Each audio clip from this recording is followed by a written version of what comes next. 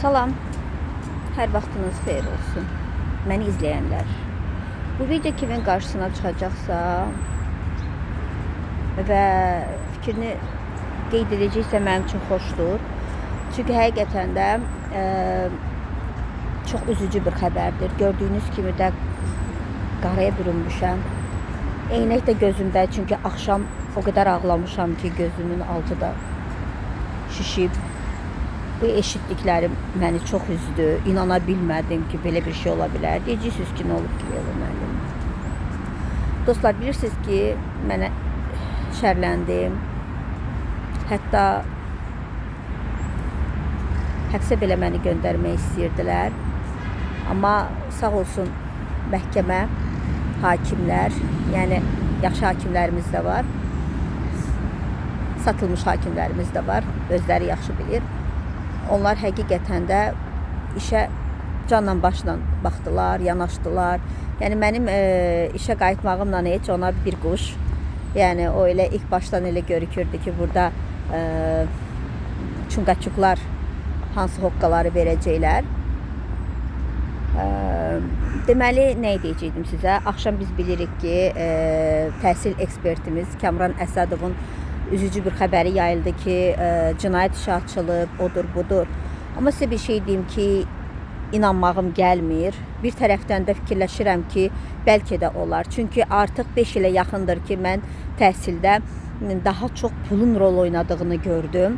5 il öncədən də belə idi, amma daha necə deyərlər, yəni orada belə deyildi də ki, addım başı hər şeydən pul istəyirlər. Bu imtahanlar üzə çıxandan sonra və bizim də qulağımıza gəldi, çatdı. Çeklər belə gəldi, səs yazıları belə gəldi ki, yəni sertifikasiyadır, miqdir, başdan ayağa pulla olmasa da tanışlıqla, kiməsə güvənməklə, pulla irəli gedib imtahan verib bal toplayırdılar. Hətta bal toplamasalar belə sonradan balını artırıb və yaxud da azaldırdılar. Belə bir şey fakt var. Və mən sona qədər də bunu ölənə qədər də deyəcəm və məndən sonra da bilirəm ki, mən bu dünyadan köçsəm də məndən sonra da bu mövzu bitməyəcək. Çünki həqiqətən də belədir. Necə ki deyirsiniz, təhsil eksperti Kamran Əsədov bir 15 şagird abituriyenti imtahanda bu yolla keçirdib, neyniyib. O etməsə də yüzlərlə bunu edən olub. MİQdə də, sertifikasiyada da, yerin satılmağı doğruydu. Yeri gəlsə, həmən ekspert deməli 50-50 idi. Mən onun bütün məqalələrini oxuyurdum, fikirlərini oxuyurdum.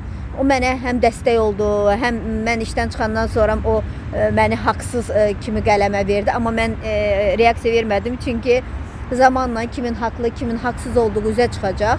Heç insandır da, yəni 5 nəfər əgər məni pisləyirsə, 1 nəfər tərifləyirsə, demək o 5 nəfər haqlıdır. Olsun, əsas odur Allahın yanında təmiz olub. Mən sizə nə deyəcəkdim? Bəli, belə bir şey var. Bəli, tələbələri pulla keçirtmək, imtahanlarında da, universitetdə lap olanda da, bunu hamımız görmüşük, bilirik də, amma dilə gətirə bilmirik. Ümid edirəm ki, ona görə də dünənlərin bir tərəfdən sevinç gözyaşları idi. Çünki Allah qoysa, haqq ədalət öz yerini tapacaq, çox şey üzə çıxacaq. Əsasən də o haqsız yerə işdən çıxarılanlar, haqsız yerə ballarını kəsib evdə balalarını çörəksiz qoyanlar cəzasını alacaq. Hər gün duam odur, hər gün. Yəni, o günü gözləyirəm. Allah o günü mənə nəsib etsin. İnşallah. Və sizdən də dəstək istəyirəm. Videomu paylaşın, şərhlərinizi yazın. Və əgər Kamran Əsədov haqsız yerə cəza alacaqsa, kim onu şərləyibsə də tezliklə üzə çıxacaq. Amma elə bir şey olubsa, heç istəməzdim. Çünki pul hər şeyə həll etmir. Özünüzdə müğayət olun.